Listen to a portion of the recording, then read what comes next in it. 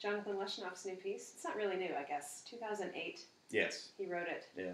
Did he know the young woman that the piece is written about? No, he didn't know anything. In fact, I know more about her than he does, as it turns out. No, I talked to the woman who commissioned it, Sarah Lowenstein. Mm-hmm. Is she in this area? Yeah, she teaches and plays in this area in Baltimore. Yeah. Okay. Yeah. She's very nice, and we had lunch together, and she explained to me about her friend Toby Eagle, and that she had been killed in a car crash, and that she was very religious and was in some sort of camp or something down in North Carolina. And this is where the accident happened.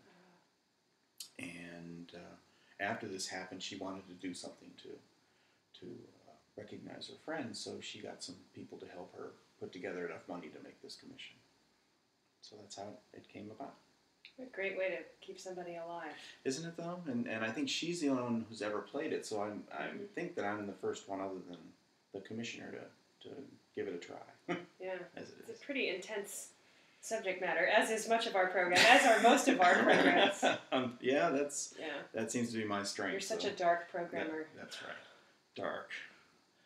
Brooding. But, I've always admired your programming because you've had some really brilliant strokes of genius, in my opinion. Like when we did the Shostakovich Sonata, which quotes Beethoven's Moonlight, and then you asked me to actually play the Moonlight on the same program. That was really brilliant. And we've had some other good moments of pairing solo pieces with duo repertoire. I think it works, especially those two, because there's such a big quote there in the last movement of the Shostakovich.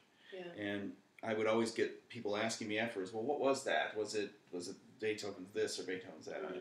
As soon as I said Moonlight, they knew exactly what I was talking about. So that made more sense to have the Moonlight first and then to play the sonata. Mm-hmm. And it gives you a chance to play it, too. Well. So it gives me a chance not to play it. So put it that way. Yeah. You needed a rest. Yeah, exactly. You needed a good 13-minute rest. Exactly. So it all, I think it works well, as this program does. The Leshnoff it's a theme and variation, so it has this lightness as well as this dark quality to it. And then Shostakovich, of course, is very dark. Yeah, but it has these moments of just transcendent. It does. Rising up to and the middle movement is such a sarcastic, sardonic kind of thing that it just sort of runs out of steam at the end of the second movement. That it's very effective, I think. So good program. So if people are coming to hear a piece by Jonathan and they don't know, what does that music sound like? What am I in for? We're hearing lots of, splashy, colorful writing. I'm hearing Debussy, a lot of Debussy in there. And there was that moment in rehearsal when we were like, oh, Copland! That's right. That's an amazing moment right at the end of the piece. Yes, in block, of course. There's a bit of the coloring there in one of the variations. A lot of block, although I think maybe people are also less familiar with what does block sound like. I was trying to, find an entree for people to know, without reducing Jonathan to what other composer does he sound like, giving people an idea of what to expect.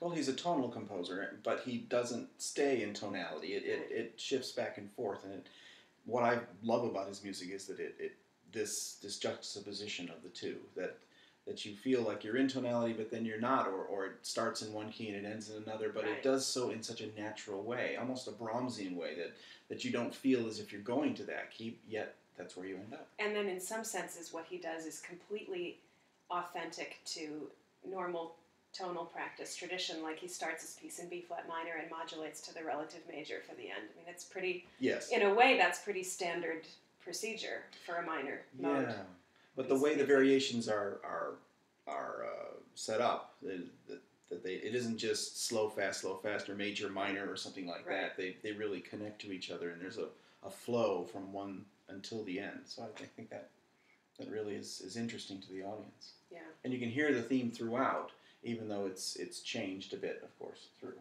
And the theme itself is a nigun, as I'm told, which is a Jewish tune that is sung on holidays or sung. Anyway, it has words. I don't know the words. I couldn't tell you what the words meant anyway.